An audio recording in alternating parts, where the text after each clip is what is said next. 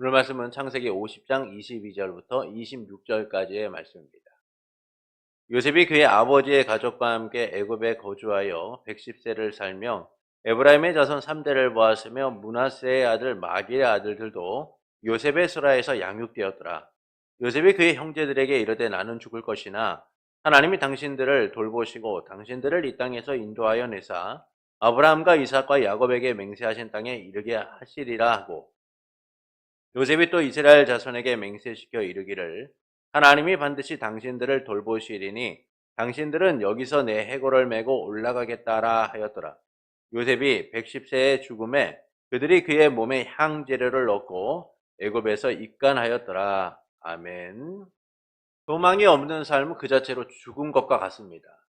그래서 사람들은 소망이 없다라는 사실을 깨닫게 되면 삶을 포기하게 되죠.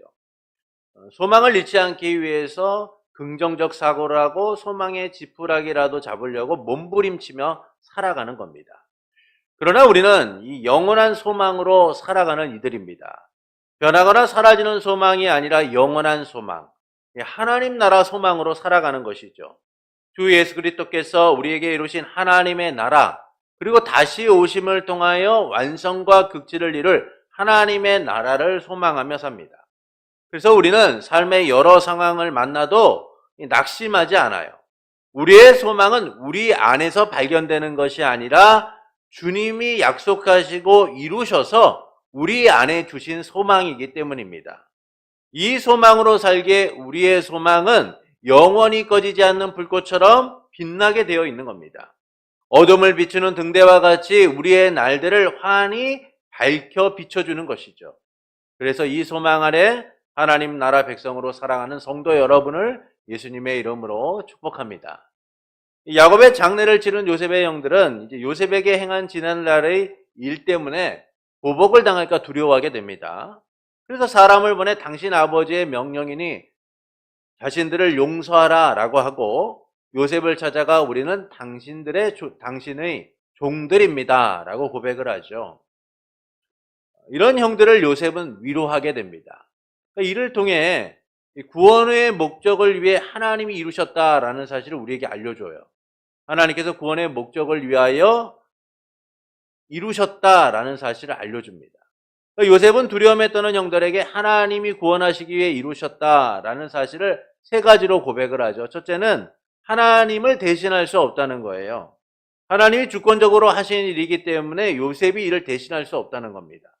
둘째는 목적대로 생명을 구원하시기 위해 행하셨다는 거예요. 두려움과 염려가 아니라 하나님의 구속의 목적을 이제 그들이 바라보도록 이야기해주고 있는 겁니다. 셋째는 하나님의 구속적 목적에 순응하는 모습을 보여요. 형들을 위로하고 형들과 그 자녀를 돌보겠다라고 하는 것은 하나님의 구속적 목적에 순응하고 있음을 보여주고 있는 겁니다. 이처럼 요셉이 두려움에 떠는 형들을 위로하는 내용은 요셉이나 형들에게 이루어진 일이 구원의 목적을 위하여 하나님이 이루셨기 때문이다 라는 사실을 알려주고 있는 것이죠. 그리고 본문은 이제 요셉의 죽음에 관한 내용을 말씀해주고 있어요. 요셉은 이집트에서 110세에 죽게 됩니다. 이 110세까지 살며 에브라임 자손 3대를 보고 므낫세의 아들 마길의 아들들을 요셉의 무릎 위에 자라게 했다라고 말하죠. 요셉은 생을 마치며 형제들에게 말하기를 나는 이제 죽을 것이지만 하나님이 당신들을 돌보시고 당신들을 이 땅에 인도하여 내사 아브라함과 이삭과 야곱과 맹세하신 땅으로 인도하실 것입니다 라고 해요.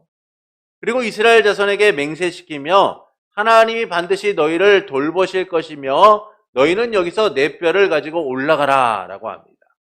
이후 요셉은 110세에 죽고 이스라엘 자손은 요셉의 장례를 치르게 되죠. 이를 통해 말씀하시는 바는 무엇일까요? 모든 사람의 죽음은 같지 않습니다. 태어나는 모습은 대부분 같지만 죽음은 사람마다 다양하게 맞이하게 되어 있어요. 나이, 죽음의 원인, 죽음의 모습, 상황 등 사람들은 다 다른 죽음을 맞이하게 되어 있습니다. 그래서 사람들은 이 죽음을 표현할 때 어떤 사람은 복되게 죽었습니다. 어떤 사람은 안타깝게 죽었습니다. 라고 그 죽음의 이유와 모양을 보고 판단하게 되죠. 그리고 성경에서도 우리는 다양한 죽음들을 확인하게 돼요. 하나님께 합한 사람이라고 인정받았던 다윗은 이스라엘의 왕이 되어 40년 동안을 통치하다가 솔로몬에게 유언을 남기고 평안하게 생을 마치게 됩니다. 유다왕 여호사밧과 동맹을 맺고 아람을 공격하라고 했던 북이스라엘왕 아합은 선지자 미가야를 통해서 자기 죽음에 대하여 듣게 되죠. 그래서 그는 꾀를 내어서 병사로 위장하여 전쟁에 참여하게 됩니다. 그런데 적군이 쏜 화살에 맞고 결국 도망치다가 비참하게 죽게 되죠. 북이스라엘 왕 여로보암은 백성들이 명절 때마다 남유다 예루살렘으로 이 명절을 지키러 가는 것을 보면서 두려움을 느꼈어요. 언젠가는 이들이 나를 버리고 남유다로 돌아갈 것이다 라는 두려움이 생긴 겁니다. 그래서 그는 금송아지를 만들어 베델과 단에 두고 일반 백성을 제사장으로 삼게 되죠. 그때 여로보암의 아들이었던 아비야가 병들게 돼요. 그리고 그 병들게 된 이유에 대하여 여로보암은 그 아이를 고치기 위하여 선지자에게 묻게 됩니다. 그러나 여로보암의 죄로 인하여 아비야는 죽게 돼요. 그리고 성경은 이렇게 이야기합니다. 아비야의 죽음은 하나님께서 그가 선한 뜻을 품었기 때문에 여로보암의 집안에 그만 묻히게 되고 나머지는 살육하기 위하여 아비야를 먼저 질병을 통하여 데려가셨다라고 말씀하게 되죠. 이처럼 사람들이요, 태어나는 모습은 같지만, 대부분 같지만 죽음의 모습은 각기 다 다르다라는 사실을 우리가 확인하게 됩니다. 이처럼 사람들의 죽음은 다양하죠. 이 점에서 요셉의 죽음도 여러 다양한 죽음 중에 하나인 것처럼 보여요. 그러나 말씀은 요셉이 110세에 생을 마쳤다라는 말씀을 통하여서 그의 죽음이 일반적인 죽음이 아니다라는 사실을 우리에게 알려줍니다. 이집트에서는요, 110세라는 나이를 이상적인 수명으로 여겼어요. 근데 요셉이 110세에 죽었다라는 사실을 앞과 뒤에서 이야기해주고 있는 것은 요셉의 죽음이 가장 이상적인 죽음, 이집트 사람들 모두가 정말 복된 죽음이다 라고 말할 수 있는 그런 죽음을 맞이했다라는 사실을 알려주고 있는 겁니다. 이 점에서 요셉이 110세의 생을 마친 것은 복된 죽음이라는 사실을 이집트 사람 모두가 알 수 있도록 만든 것이죠. 그리고 그의 그 죽음 가운데 생을 통하여 이루어진 모습을 이렇게 설명해줘요. 자손 3대를 보며 3대를 보았다라고 얘기하죠. 또 그는 죽음의 모습을 형제들에게 유언을 남기고 이스라엘 자손에게 맹세를 시킨 후에 생을 마쳤다라고 말씀해주고 있어요. 이 점에서 요셉은 너무나 복된 죽음을 맞이하고 있다라는 사실을 우리가 확인하게 됩니다. 외형적 객관적으로 모두가 인정할 만한 복된 죽음이다라는 것이죠. 그래서 요셉의 죽음은 이 세상의 죽음과는 다른 이 진정한 복으로 이끌고 있다라는 사실을 우리는 발견하게 돼요. 그리고 창세기는 이 요셉의 죽음을 통하여 우리에게 진정한 복이 무엇인가를 알려주면서 마무리하게 됩니다. 이를 통하여 말씀하시는 바는 무엇일까요? 하나님 나라 약속이 계속된다라는 사실을 보여주고 있는 거예요. 하나님 나라 약속이 계속된다는 겁니다.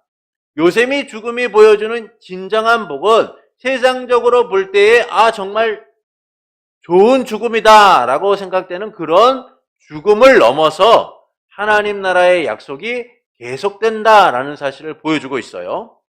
죽음이 끝이 아니라 약속을 향하고 있다라는 사실을 보여주고 있는 겁니다. 그래서 요셉의 죽음을 앞에 두고 형들과 이스라엘 자손에게 맹세하게 하는 그 내용의 핵심은 하나님이 이루실 하나님의 나라를 바라보도록 하는 거예요.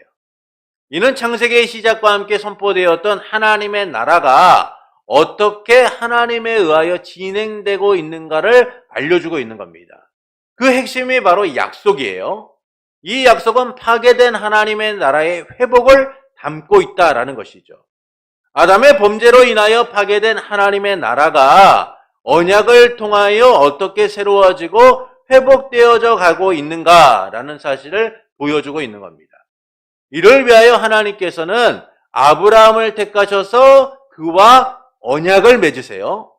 민족과 땅에 대한 약속을 통하여 하나님의 나라를 이루실 것을 약속하셨습니다. 그리고 하나님께서는 주권적으로 하나님의 나라를 세우기 위하여 일하심을 우리가 확인하게 되죠. 아브라함과 이삭, 야곱, 그리고 요셉에 이르기까지 하나님께서는 약속하신 바대로 하나님의 나라를 이루시고자 그들과 함께 하시며 일하셨다라는 겁니다. 그러니까 결국 구원의 역사는 하나님의 나라를 이뤄가는 것은 하나님이 이루시는 일이다라는 것이죠. 하나님에 의하여 이루어지는 것이다 라는 사실을 우리에게 보여주고 있어요. 그래서 요셉의 죽음은 하나님이 주권적으로 행하시는 그 일들이 하나님의 뜻에 의하여 계속 이루어져 가고 있다라는 사실을 보여주는 겁니다. 하나님 나라의 약속이 계속됨을 보여주고 있는 것이죠. 여러 다양한 죽음 중에 하나가 아니라 위대한 죽음, 하나님 나라의 소망이 담긴 죽음이다라는 사실을 알려주고 있는 겁니다. 이를 우리는 요셉의 유언을 통하여 확인해 볼 수가 있습니다. 첫째는 하나님께서 약속하신 땅에 이르게 하신다라는 것이죠. 약속하신 땅에 이르게 하신다는 거예요. 본문 24절을 보시겠습니다. 우리 말씀을 함께 읽겠습니다. 요셉이 그의 형제들에게 이르되 나는 죽을 것이나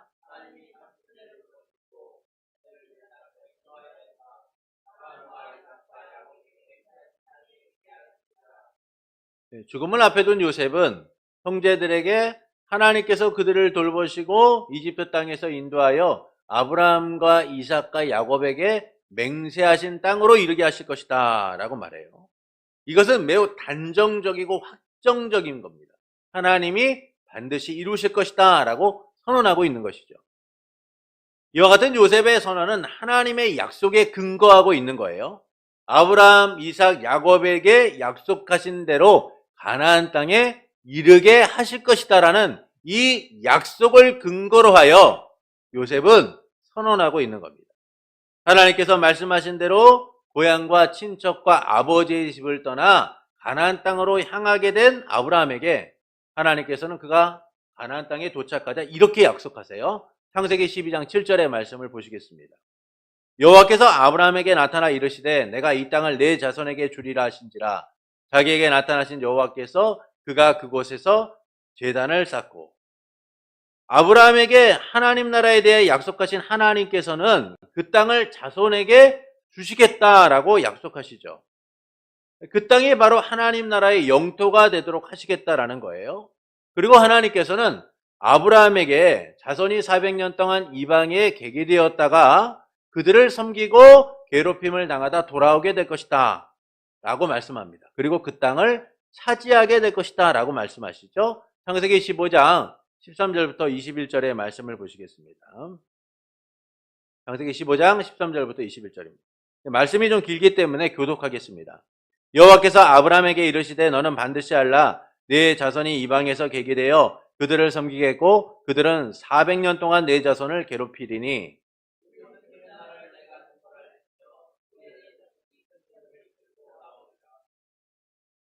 너는 장수하다가 평안히 조상에게로 돌아가 장사될 것이요.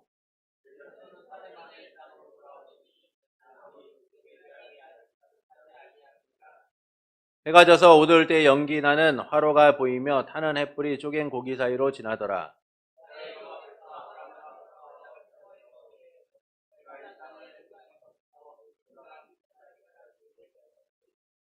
곧 겐 족속과 그니스 족속과 감몬 족속과 같이 읽겠습니다. 아모니 족속과 가나안 족속과 기르가스 족속과 여부스 족속의 땅이니라 하셨더라. 이처럼 하나님께서는 아브라함과 약속하셔서 이스라엘 자손이 가나안 땅으로 돌아와 그 땅을 차지하게 될 것이다 라고 약속을 하셨습니다. 그리고 하나님께서는 이삭에게도 하나님 나라에 대한 약속을 하시죠. 창세기 26장 1절부터 4절을 보시겠습니다. 아브라함 때에 첫 흉년이 들었더니 그 땅에 또 흉년이 들매 이삭이 그랄로 가서 블레셋 왕 아비멜렉에 이르렀더니 여호와께서 이삭에게 나타나 이르시되 애굽으로 내려가지 말고 내가 내게 지시한 땅에 거주하라. 이 땅에 거류하면 내가 너와 함께 있어 내게 복을 주고 내가 이 모든 땅을 너와 내 자손에게 주리라. 내가 내 아버지 아브라함에게 맹세한 것을 이루어 내 자손을 하늘의 별과 같이 번성하게 하며 이 모든 땅을 내 자손에게 주리니 내 자손으로 말미암아 천하 만민이 복을 받으리라.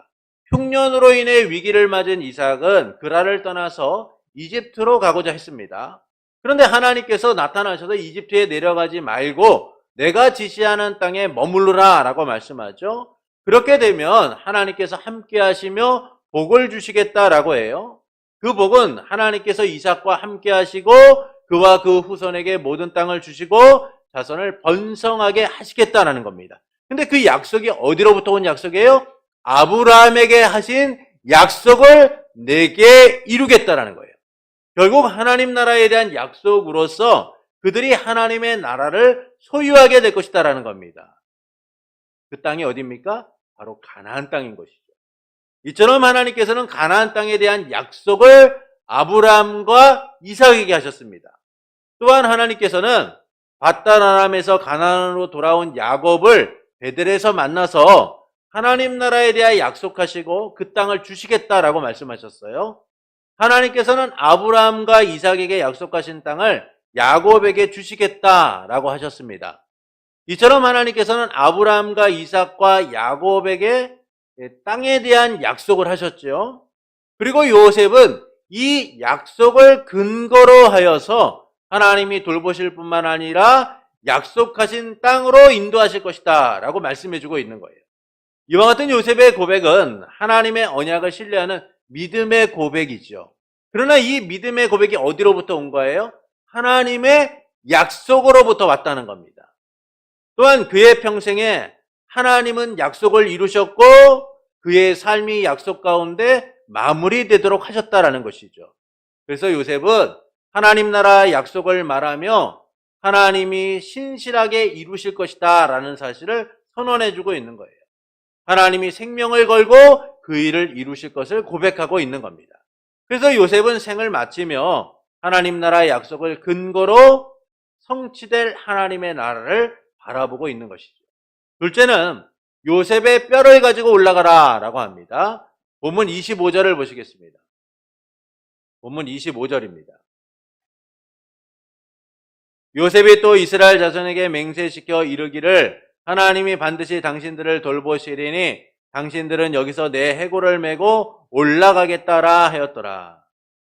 요셉은 하나님이 형제들을 돌보시고 이집트에서 인도하여 약속하신 땅 가나안에 이르게 할 것이다 라고 한 후에 이스라엘 자손에게 맹세를 시키며 말하기를 그들이 하나님께서 그들을 가나안 땅으로 인도받게 될 때에 자기 뼈를 가지고 가라 라고 얘기합니다. 여기서 당신들을 돌보신다라는 말은 인도하신다라는 의미를 담고 있는 거예요. 그러니까 하나님이 당신들을 인도하실 때에 내 뼈를 가지고 올라가십시오 라고 얘기하고 있는 것이죠. 그러니까 이처럼 요셉이 자기 뼈를 가지고 가라 라고 하는 것은 하나님의 약속을 근거로 하고 있는 겁니다. 하나님의 약속이 얼마나 신실하게 이루어졌는가를 요셉은 일평생 경험했죠. 형통하거나 고난 가운데서도 그는 언제나 함께 하시며 뜻하신 바를 이뤄가시는 형통하게 하시는 하나님의 주권적 역사를 경험했어요. 그렇게 그는 주관적 확신이나 신념이 아니라 하나님에 대한 믿음을 가지고 하나님의 약속을 근거로 하여 이스라엘 자손에게 맹세를 시키고 있는 겁니다. 반드시 이뤄질 하나님 나라의 약속을 소망하며 맹세하게 하는 것이죠. 하나님이 뜻하신 바대로 그 일을 반드시 이루시는 분이기 때문이죠. 그리고 요셉은 아버지 야곱의 장례를 치르면서 하나님 나라의 약속이 성취되는 모습을 부분적으로 경험하게 되었습니다. 하나님께서 야곱에게 약속하신 대로 그가 가나안 땅에 돌아가 장사되었으니까요. 이 모습을 보며 요셉도 하나님의 나라를 소망하며 생을 마치고 있는 거예요. 하나님이 약속하신 때 이스라엘을 돌보셔서 인도하실 약속의 땅, 그것을 소망하면서 요셉은 자기 뼈를 가지고 가라 라고 하고 있는 겁니다. 이 약속대로 이스라엘 백성은 이집트를 나오게 될 때에 요셉의 뼈를 가지고 가게 됩니다. 출애굽기 13장 18절부터 19절의 말씀을 보시겠습니다.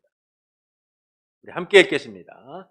그러므로 하나님이 홍해 돌려 백성을 인도하심에 이스라엘 자손이 애굽 땅에서 대열을 지어 나올 때 모세가 요셉의 유고를 가졌으니 이는 요셉이 단단히 맹세하게 하여 이르기를 하나님이 반드시 너희를 찾아오시리니 너희는 내 유고를 여기서 가지고 나가라 하였음이더라. 하나님께서 약속대로 이스라엘을 돌보시고 인도하셔서 그들이 이제 이집트 땅을 나가게 된 겁니다. 그때 모세가 요셉의 유고를 가지고 가는데 그 이유는 이스라엘 자손과 요셉이 맹세를 하였기 때문이다 라고 얘기하죠. 요셉이 이처럼 이스라엘 자손과 맹세를 하고 있는 것은 하나님이 주권적 역사를 통하여 그분의 뜻하신 바를 언약을 반드시 이루시는 분이기 때문인 겁니다. 그래서 요셉은 죽음을 앞에 두었지만 하나님 나라를 소망하며 그 소망 가운데 생을 마치고 있는 것이죠. 두려움이나 염려나 걱정이 아니라 하나님이 이루실 하나님의 나라, 그 소망을 통하여 그는 세상과 다른 삶을 향해 나아가고 있는 거예요. 그리고 이 맹세를 따라서 요셉의 유골은 이스라엘의 출애굽과 함께 가나안 땅에 향하게 되고 가나안의 세겜에 묻히게 됩니다. 요셉 자손의 기업이 된 땅에 묻히게 되죠. 여호수아 24장 32절입니다. 또 이스라엘 자손이 애굽에서 가져온 요셉의 뼈를 세겜에 장사하였으니 이것은 야곱이 크시타트를 주고 세겜의 아버지 하몰의 자손들에게서 산 밭이라 그것이 요셉 자손의 기업이 되었더라. 이처럼 하나님의 약속은 시간과 공간을 초월하여서 뜻하신 바대로 이루어지는 겁니다. 그래서 요셉의 유언과 맹세는 하나님 나라의 약속의 성취를 보여주고 있는 거예요. 이 점에서 요셉의 죽음은 모든 것이 끝이 아니라 하나님의 언약을 따라 계속되고 있다라는 사실을 보여주고 있는 겁니다. 죽음이 하나님 나라의 약속을 향한 통로라는 사실을 알려주고 있는 것이죠. 그래서 요셉의 유언과 맹세는 앞으로 이뤄질 하나님의 약속을 소망하고 바라보게 하고 있는 거예요. 요셉만이 아니라 그의 후손들에게 그리고 이스라엘 백성들에게 하나님 나라의 약속을 바라봄으로 그들에게 진정한 소망이 있다라는 사실을 누리도록 하고 있는 것이죠. 그리고 우리는 출애굽기를 통해서 하나님의 약속을 따라 이루어지는 하나님의 나라를 확인하게 됩니다. 하나님이 시내산에서 이스라엘 백성에게 언약을 제의하시고 그들을 백성 삼아 하나님 나라의 법령을 선포하셨습니다. 하나님의 영광이 그들 가운데 임하게 하셨고 하나님의 통치가 시작되도록 하신 것이죠. 그래서 요셉이 꿈꾸고 바라봤던 하나님 나라의 약속은 그의 죽음과 함께 끝나는 것이 아니라 이스라엘을 통해 이루어지게 되는 거예요.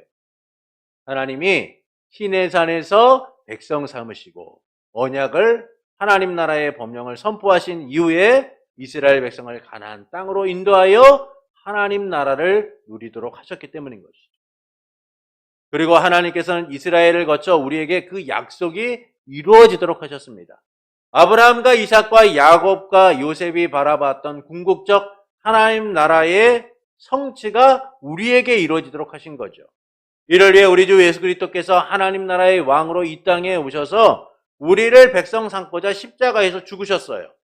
양을 위해 죽는 목자가 없는데 주님은 양된 우리를 위하여 생명을 내어놓으셨습니다.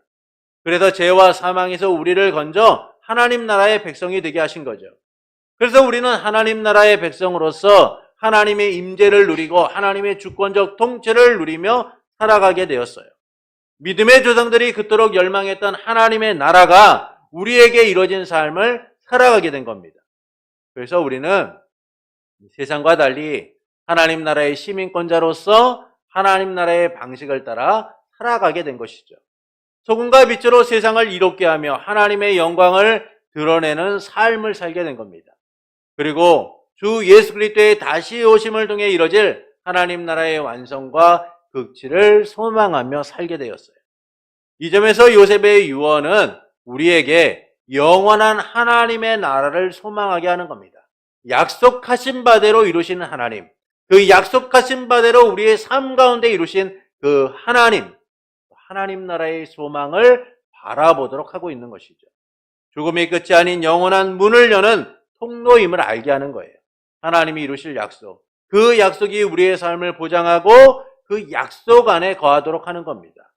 하나님이 반드시 약속하신 바를 이루시니까요. 이럴 통해 하나님께서는 우리가 어떻게 살기를 원하실까요? 영원한 하나님의 나라를 소망하기를 원하십니다. 영원한 하나님의 나라를 소망하기를 원하세요. 하나님의 나라는 예수님을 통해 우리에게 이루어졌습니다. 그러나 그 나라는 아직 완성되고 국치를 이룬 것이 아니기에 우리는 다시 오실 주님을 통하여 이루어질 하나님의 나라를 소망하고 살아가는 거예요. 이 소망이 우리의 모든 날에 의미를 부여하는 겁니다. 무가치하고 의미 없는 날이 아니라 가치 있고 의미 있는 날로 바꾸는 거예요. 그것은 우리가 하나님 나라 백성으로서 하나님의 나라 안에 살아가고 있기 때문인 겁니다. 하나님의 주권적 통치를 누리고 살아가고 있기 때문이죠. 하나님 나라의 소망으로 살아가는 이들이기 때문이에요. 그래서 하나님께서는 우리가 영원한 하나님의 나라를 소망하길 원하시는 겁니다. 그러나 우리는 하나님의 나라를 소망하기보다는 세상을 소망하며 삽니다. 세상에 의미를 부여하고 세상을 통해 인정받고 세상을 통해 보상받고자 하죠. 그것은 세상이 우리의 소망이라고 여기기 때문입니다. 세상에서 우리의 소망을 찾고자 하기 때문이죠. 우리는 살아가면서 얼마나 많은 소망들을 품에 안고 살아갑니까? 삶의 여유를 누리고자 하는 소망, 여행을 가고자 하는 소망, 내 삶의 좀 편안함을 누리고자 하는 소망, 자녀에 대한 소망, 부에 대한 소망, 명예에 대한 소망, 성공에 대한 소망 등 우리는 끊임없이 세상에서 양산되는 많은 소망들을 우리의 삶에 꽉꽉 채운 채 살아가요. 그러나 그 소망은 우리의 삶의 진정한 소망이 될 수 없어요. 어떤 것도 우리의 삶의 의미가 될 수 없는 겁니다. 요셉이 이집트에서 생을 마치고 가나안 땅을 향할 때 자기 뼈를 가지고 가라고 하는 것처럼 우리는 세상에 잠시 머물 뿐이지 여기에 더 이상 머무를 존재가 아닌 거예요. 우리가 영원히 머물러야 할 것, 우리가 영원한 삶을 누려야 할 것은 하나님의 나라인 거예요. 지금 우리는 예수 그리스도를 통하여 그 하나님의 나라를 누리고 영원한 생명을 누리고 살아가고 있는 겁니다. 그럼에도 불구하고 우리가 여전히 하나님 나라의 소망으로 살기보다는 세상의 소망으로 살아가려고 하는 것이죠. 영원히 세상의 소망이 영원할 것처럼 살아가요. 세상에서 내 삶이 영원할 것처럼 머물며 살아갑니다. 그러나 세상은 영원하지 않아요. 우리의 삶 또한 영원하지 않습니다. 죽음과 함께 끝나게 되어 있죠. 소망도, 삶도, 성공도, 명예도 우리가 그토록 치열하게 살았던 삶의 결과물들이 소망이 되지 않는 현실을 마주하게 되어 있는 거예요. 우리의 간에 아무것도 함께하지 못하는 안타까운 삶을 마무리하게 되는 거예요. 삶에 이런 모든 것들이 사라지게 되는 것이죠. 이처럼 세상에 소망을 둔 삶은 그 자체로 무의미하고 무가치한 거예요. 우리가 보기에 세상의 것이 가치 있고 소망이 있어 보여도 죽음 앞에서 그것들이 무슨 소용이 있습니까? 오늘 내 생명이 오늘 맞춰지거나 또는 내일 맞춰지거나 우리의 생명이 바로 언제 끝날지 기한이 짧게 정해져 있다라고 한다면 여러분은 어떻게 사시겠어요? 여전히 세상의 소망을 찾아 살아가시겠습니까? 그렇지 않아요. 지금 내게 무엇이 필요한가? 그걸 먼저 고민하게 되죠. 정말 내가 무엇을 해야 하는가를 고민하게 돼요. 죽음 앞에서는 모든 것들이 소용없게 되는 거예요. 우리가 그토록 품고 열망했던 소망이 헛됨을 발견하게 되는 겁니다. 그래서 우리는 이 세상의 소망이 가치 없음을 알고 하나님 나라의 소망을 붙들고 살아가야 되는 겁니다. 그 소망이 우리의 모든 날들을 의미 있게 하는 거예요. 고난 중에서도 형통 중에서도 건강함에도 그런 질병 중에도 우리는 하나님 나라의 소망으로서 삶의 의미를 누리고 살아가게 되는 겁니다. 모든 상황에서 우리는 꺼지지 않는 소망을 붙들고 살아가게 되는 거예요. 그것은 하나님께서 약속하신 바를 반드시 이루시기 때문인 겁니다. 우리를 하나님 나라 백성으로 삼아 하나님의 나라를 이루시고 하나님의 나라를 허락하신 그분께서 완성과 극치를 이루시기를 약속하셨기 때문이죠. 그래서 우리는 그 하나님 나라의 소망으로서 살아갈 수 있어야 돼요. 그때 우리의 모든 날들이 의미가 있게 되는 거예요. 우리가 살아간 날 속에서 생명이 불씨가 꺼지지 않고 하나님의 은혜를 누리며 더욱더 활활 타는 영원한 생명의 소망 가운데 살아가게 되는 겁니다. 우리의 소망이 헛되지 않음을 누리게 되는 것이죠. 그래서 우리는 영원한 하나님의 나라를 소망해야 합니다. 주 예수 그리스도를 통해 이루어진 하나님의 나라를 누리며 다시 오심으로 완성되고 극치를 이루실 영원한 하나님의 나라를 소망할 수 있어야 돼요. 그것이 죽음 앞에서도 하나님의 나라를 바라봤던 요셉의 소망이고 우리의 유일한 소망이 되는 겁니다. 지금 우리의 소망은 무엇입니까? 여러분, 그 소망의 실체를 다시금 볼 수 있어야 돼요. 이 소망이 무엇인가? 그리고 우리에게 주어진 이 영원한 소망을 붙들고 살아갈 수 있어야 됩니다. 그때 우리는 우리의 삶의 고난과 환난, 때론 우리의 삶의 평안과 안식 속에서도 하나님이 주신 놀라운 은혜들을 풍성히 누리고 살아가게 됩니다. 그러므로 세상의 소망이 아닌 영원한 하나님의 나라를 소망하며 하나님 나라 백성으로 살아가는 성도가 되시는 것은 어떨까요? 사라질 소망이 아니라 영원한 소망을 위하여서 오늘도 하나님의 약속을 바라보고 살아가는 성도가 되는 것은 어떨까요? 사랑하는 성도 여러분, 죽음을 앞에 둔 요셉은 형들에게 자신은 죽지만 하나님께서 형제들을 인도하여 조상과 맹세하신 땅으로 인도하실 것이다 라고 합니다. 그리고 이스라엘 자손에게 하나님이 돌보실 것이니 자기 뼈를 가지고 가라 라고 하죠. 이는 하나님 나라 약속이 계속됨을 보여주고 있는 거예요. 그래서 요셉이 죽음을 앞에 두고 형제들과 이스라엘 자손에게 맹세하게 하는 핵심은 하나님이 이루실 하나님의 나라를 보여주고 있는 겁니다. 이는 아담의 범죄로 인해 파괴된 하나님 나라를 하나님께서 다시 목적을 따라 이루시고 있다라는 사실을 보여주고 있어요. 이 점에서 요셉의 죽음은 아브라함에게 하셨던 하나님 나라의 약속이 멈추지 않고 계속됨을 보여주고 있는 겁니다. 죽음으로써 끝나는 것이 아니라 하나님의 약속의 성취를 향해 나아가도록 만들고 있는 것이죠. 이를 우리는 요셉의 유언을 통해 확인하게 됩니다. 첫째는 하나님께서 약속하신 땅에 이르게 하신다라는 것이죠. 이 약속을 근거로 요셉은 하나님이 이루실 일들을 선언하고 있는 거예요. 둘째는 요셉의 뼈를 가지고 올라가라 라고 말합니다. 뼈를 가지고 올라가라 라는 것은 하나님의 약속과 하나님에 대한 믿음을 바탕으로 이스라엘 자손에게 맹세를 시키고 있는 거예요. 그 모든 것은 하나님이 주권적으로 이루시는 일이기 때문인 것이죠. 그러니까 이처럼 요셉은 하나님 나라의 약속을 근거로 이뤄질 하나님 나라를 소망하고 생을 마치고 있는 겁니다. 그리고 우리는 출애굽기를 통하여 하나님 나라의 약속이 어떻게 이루어지는가를 보게 되죠. 그리고 그 약속이 예수 그리스도를 통하여 우리에게 어떻게 성취되었는가를 우리는 말씀을 통하여 또한 확인하게 됩니다. 예수님께서 십자가의 죽으심을 통하여 우리를 백성 삼으시고 하나님 나라를 누리도록 만드셨죠. 그리고 우리는 지금도 하나님 나라 백성으로서 하나님의 주권적 통치 아래 살아가고 있음을 우리는 보게 됩니다. 그리고 주님은 다시 오실 주님을 통하여 완성되고 극지를 이룰 하나님의 나라를 소망하도록 만드셨어요. 이를 통해 하나님께서 우리가 어떻게 살기를 원하실까요? 영원한 하나님의 나라를 소망하기를 원하시는 겁니다. 그러나 우리는 하나님의 나라를 소망하기보다 세상의 소망을 바라보고 살아갈 때가 많습니다. 그것은 우리의 마음 가운데 세상의 소망이라는 사실을 내려놓지 못하고 살아가고 있기 때문이죠.